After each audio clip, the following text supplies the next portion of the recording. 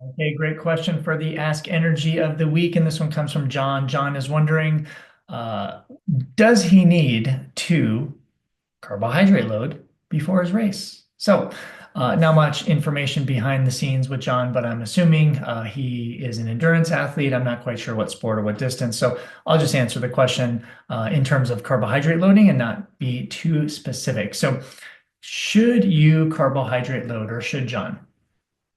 Maybe. Yes, no, and maybe. Actually, all three answers are very applicable depending on you, right? But first, let me give you a little bit of background. So about 20, 30 years ago, carbohydrate loading was super popular. That pre-pasta feed that night before and just gorging yourself with pasta and basically just pasta and French bread, right? Super popular. And listen, back then, a lot of people thought that that was actually beneficial, and it can be when done properly. So back then, the carbohydrate loading protocol was typically a 5 to 7 day loading protocol. Sometimes exercise was manipulated too, but most of the time, since we're just talking about nutrition, most of the time it was just a basically a week of eating a ton of carbohydrates. Now, back then, a lot of athletes, including myself, because I went through these protocols also, because that's what I learned growing up in university and nutrition, biochemistry, exercise physiology. Everyone's like, yeah, you have to carbohydrate load to be successful. Now, let's back up a little bit because when this was done for most athletes, including myself, you typically felt a lot of heaviness, right? So a lot of bloating. So obviously, if you eat a lot of carbohydrates, you're going to store a lot of water with those carbohydrates because the carbohydrates do bind water when they're stored in the body. Now, a lot of athletes were reporting of GI distress even before the race because they were overeating carbohydrates. Because, as typical, if you tell someone a little bit is good, sometimes they'll say, oh, more is better. So they were typically gorging themselves with carbohydrates. Now, been there, done that, right? Learn my lesson. So, way back then, it wasn't the best strategy. However, a lot of the research these days has progressed, and actually, where we're at with this carbohydrate loading is typically 24 to 48 hours before a race or a bigger event. That is when the window exists to increase carbohydrate intake. I'm not going to use the phrase carbohydrate loading because I don't believe you have to carbohydrate load per se. Because if you're familiar with a lot of the work I do, it's really based on periodizing your macronutrients, right? So you should already be periodizing your macronutrients on a daily basis. And if you're familiar with my metabolic efficiency training concept, I'll put the link to some more information down below. But that basically is periodizing your macronutrients, your carbs, protein, and fat throughout the year, throughout the month, throughout the weeks, right?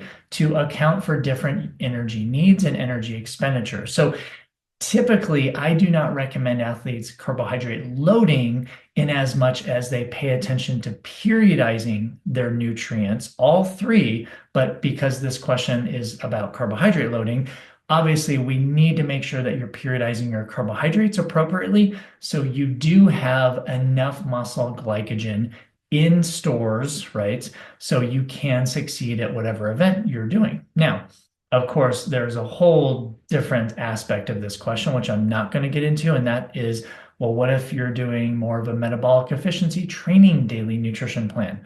Well, that's pretty easy, like I said, because as long as you're doing metabolic efficiency training, you are implementing periodized nutrition. So you're already periodizing your carbohydrate, protein, and fat. You may not know you are, but you probably are. So that one is an easy answer.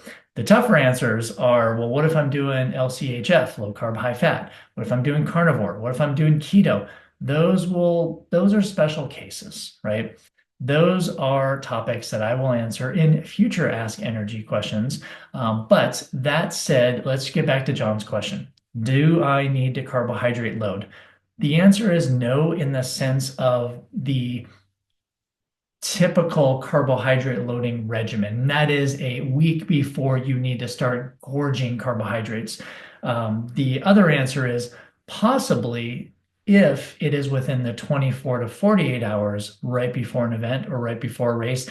I can't really say how many carbohydrates you should eat because I don't know how many you're starting with, right, John? So that's one key to remember is where is your daily carbohydrate at right now? Like if you follow a high carb nutrition plan already, you probably don't need to add a lot in the 24 to 48 hours beforehand. If you're following kind of a lower to moderate, yeah, perhaps adding maybe a few extra servings of fruit the day before, maybe that'll help a little bit. But it kind of is based on where you're starting, what your daily nutrition plan is already. And let's not forget the level of competitiveness that you are doing as an endurance athlete.